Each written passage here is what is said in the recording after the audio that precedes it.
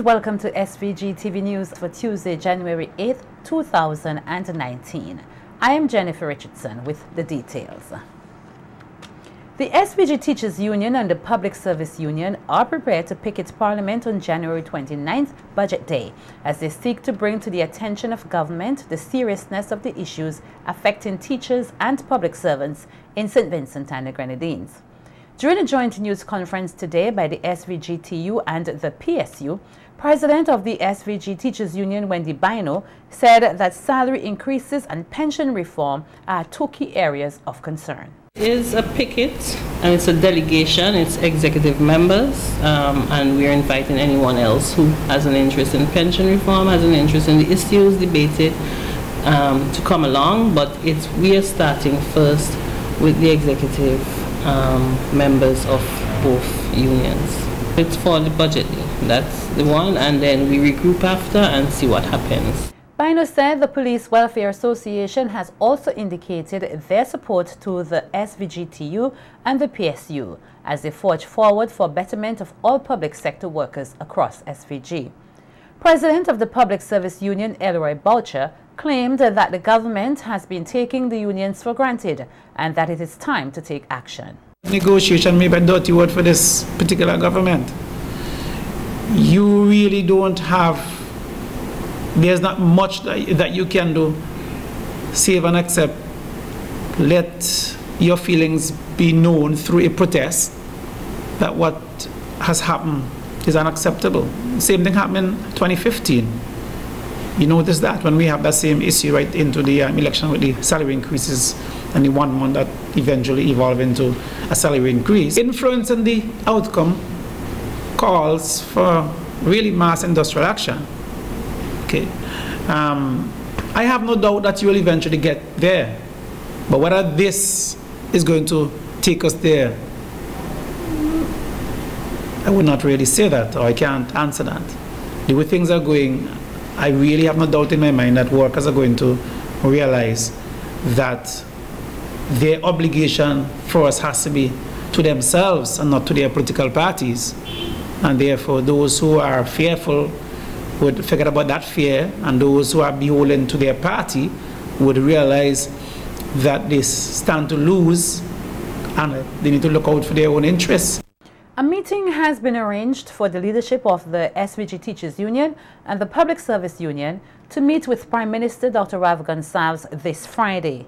According to President of the Teachers Union, Wendy Bino, they were informed via telephone but have since asked for a formal letter with areas to be discussed at the meeting on Friday. Public that we were having a joint press conference. Our unions received a telephone call from the Prime Minister's office yesterday, 7th January 2019, to invite the unions to a meeting with the Prime Minister this Friday, 11th January. Our union then requested a letter of invitation along with an agenda to seek clarification. The letter was sent via email dated 7th January 2018, requesting a meeting for November 11th. So we have to seek some clarity on the dates. And the agenda included items of pension reform, salary enhancement, and other general budget issues. Despite the late invitation, our unions will attend. The leaders of the SVGTU and the PSU both said that calls for meetings to have a collective bargaining agreement with the government have fallen on deaf ears. The SVGTU president said that the last collective agreement was done 14 years ago and that a new collective agreement is long overdue. We tried to enter into discussion to arrive at a new agreement. However, those talks stalled. The efforts to get the government back to the table have been futile. We've written in September. Our umbrella organization, the Caribbean Union of Teachers, have also written on our behalf, but we have not had the courtesy of an acknowledgement as yet. Then thirdly, we have salary increase for teachers and public servants, which is long overdue. The union has already informed the government of our readiness to negotiate salary adjustments. However, there has been no positive response. It has been some time now, teachers and other public servants have received an increase in salaries and allowances. The authorities appear unwilling to engage in discussion in this regard. President of the PSU, Elroy Boucher, outlined similar instances in which he said their requests were not taken seriously. 2018 saw different increases in the inflation rates. It simply means, of course, that workers in general, inclusive of public officers, actually had to spend more to maintain their quality of life. So when we wrote to the government, first the Prime Minister, no response. Then the new Minister of Finance, who I think it was last year, budget consultation, stated that when I asked him about the response to our letter, his response went something like, well, if you write me in a confrontational manner, you wouldn't get any response. But none of the letters were confrontational. And we suspect that it was deliberate not to respond. It shows the scant regard and respect that both father and son have for the trade unions, the Public Service Union and the Teachers Union, who literally ensured that they were elected into office. They rode the backs of the union to get into office. And this is the sort of treatment you get after that, all of that has been done. In anticipation of Friday's meeting, both union leaders said they are hoping for a positive outcome where their views are heard and taken into consideration and are reflected in the 2019 national budget. Asked if negotiations with the Prime Minister are favorable if they will still hold their picketing action, Bino said they will first have to meet with their executives and consider whether to go forward with their plans or not. Prime Minister Dr. Rav Gonsalves has said the public service is in need of a modernized system as it relates to personnel management. The Prime Minister made the comments at his first news conference for the year on Monday as he responded to a question from a journalist in relation to the recent court ruling deeming the government non-promotion of several public officers as unfair. In her ruling, Justice Esco Henry said the Public Service Commission failed to comply with various regulations of the Public Service Act and that there is a need for the creation and maintenance of a fair and transparent system for the promotion of officers as well as an effective performance appraisal system. At Monday's news conference, Prime Minister Dr. Rav Gonsalves said up-to-date data on each employee in the public service is crucial. He said this area is lacking as many administrative heads are not in the practice of keeping such information. The other man might be experienced more than others, but may not have the qualifications what others may have in bringing to bear leadership in that. A person may be there for a long time, takes a lot of time off, is not working as diligently as he should work. The point about it is this: what should be written up is whether that person who is not so qualified but who is there for a long time, his lack of alleged diligence. Because if that is on the file, and you raise a query, well, there's something there, and give you an opportunity to respond to it. Remember, the law courts can't tell the Public Service Commission that they must appoint John Brown over Mary Jones. The Prime Minister said at the time of the news conference he had not read the judgment handed down by the court. However, he would support any statement which is helpful in creating a modernized public service. They will grumble and complain. The senior person may grumble and complain, may call you and talk to you, but they would not put pen to paper. I can stay here and compel them to put pen to paper. We set up a reform unit. I set up an assessment unit in the case of the the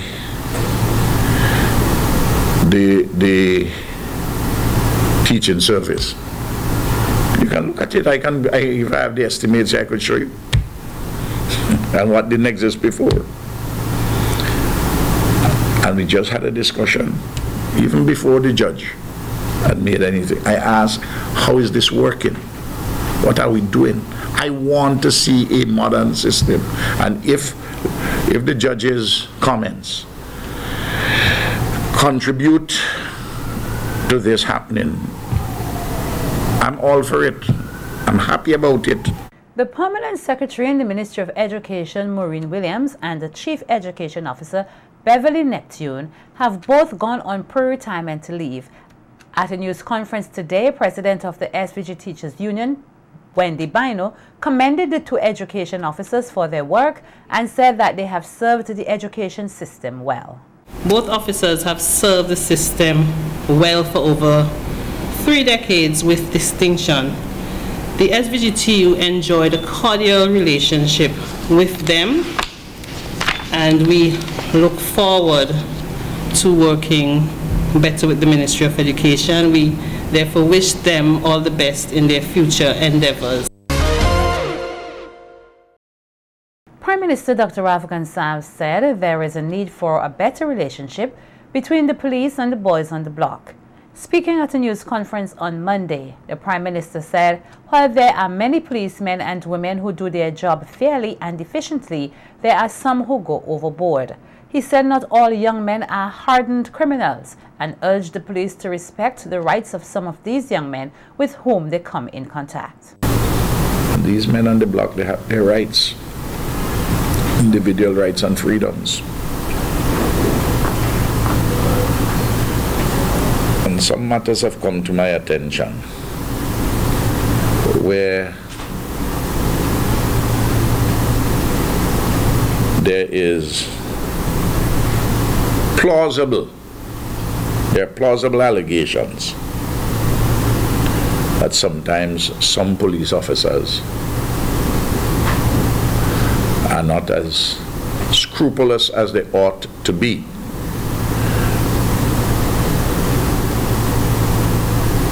In their professional pursuit of their duties and within the four walls of the law.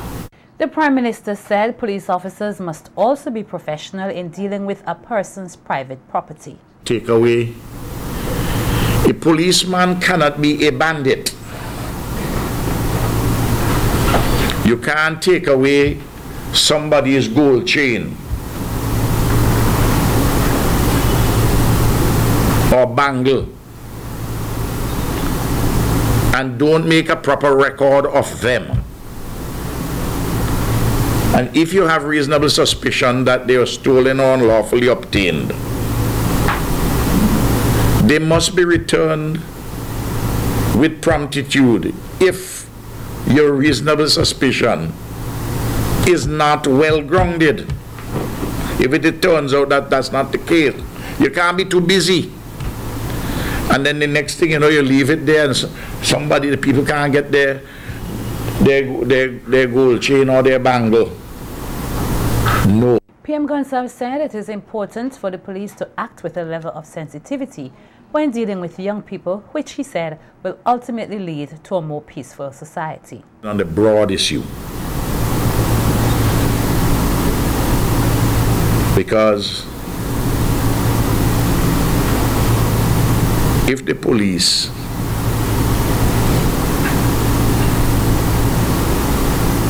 doesn't function in relation to young people in a manner with sensitivity,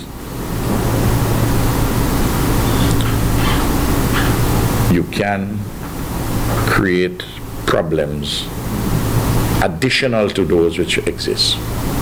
At the same time, the police, they are the front line in defending, in establishing law and order.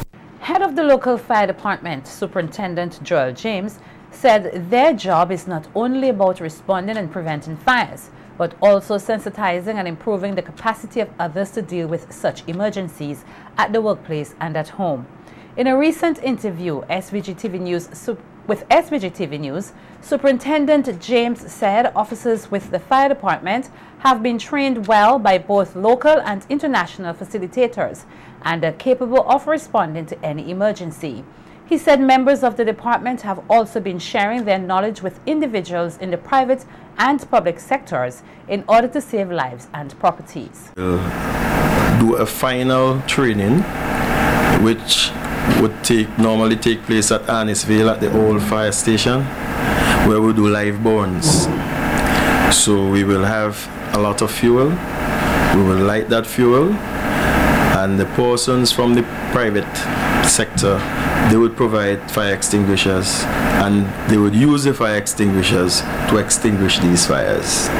After this training is done, we do an evacuation drill at these institutions where persons will not be told of the drill, and the alarm will go off and persons will put what they were taught into practice as it relates to the drill. If the drill is not done satisfactory, then they would have to do it over until they get it right. After this is done and all the members are successful, they will be issued with a certificate of competence. The fire chief said this training not only assists the participants, but in some ways eases the burden on the fire department. Any company who wishes to have the assistance of the fire department as it relates to sensitization and training, we are here and we are willing to assist anyone, because when we train you as an institution, we are training you so that if there is an emergency as it relates to fire at your institution, there are persons there who are so trained who would know how to operate and use a fire extinguisher to put out that fire, because most of the times the fire starts small. So that is the purpose of us rendering this training to the private and public sector. The North Union Secondary School is continuing in its thrust to transform the lives of its students. So said the principal of the institution, Sinclair dos Santos, as the school celebrates its 40th anniversary under the theme 40 Years of Existence, Generations of Excellence. Activities in celebration of this milestone began yesterday with a church service and a tree planting ceremony at the school. Other activities for the anniversary celebration include a 40-leg relay and the renaming of the houses to current and past principals. The school will also launch a mentorship program later on in the year to assist young males. Dos Santos said the school has come a long way since it opened its doors in the 1970s. You know, and we have been doing well. North Union has been famous for public speaking.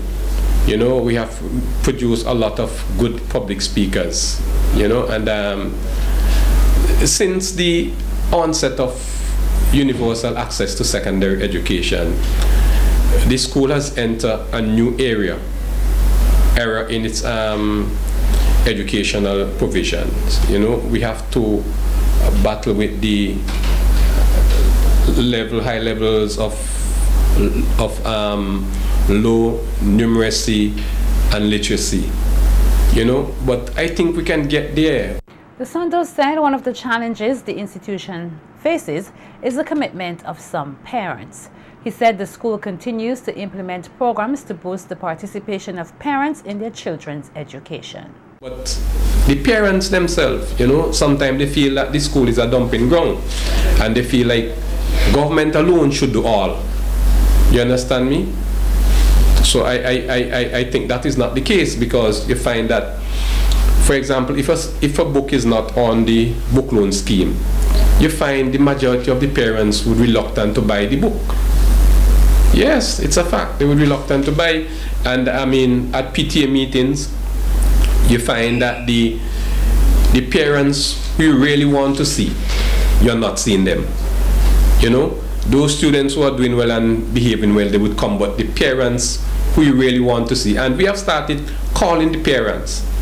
You know what I mean? Making phone calls to them, and also visiting the homes of some of these students in order to find out what is happening in the home, because sometimes these students have problems that we are not aware of, so that we can implement the necessary corrective measures to address their problems. Teacher and chairperson of the anniversary celebrations, Rosemary Ryan King, said the activities are designed to highlight the many positive aspects of the institution. But one of the things that has already been suggested is a cocktail for the alumni, and that would be held on Saturday the 13th of July. Basically, that's what we have planned. We're really hoping that at the end of it all, people would be reminded that North Union is still here and is doing well. Every time you hear North Union, people remember, oh, North Union used to this, or North Union used to be this. But we're still doing well. And this is, apart from just celebrating 40 years, it's basically to highlight that we are still here, we're still doing well, we still have excellent students, and we're still a school that persons still wish that the students would come to.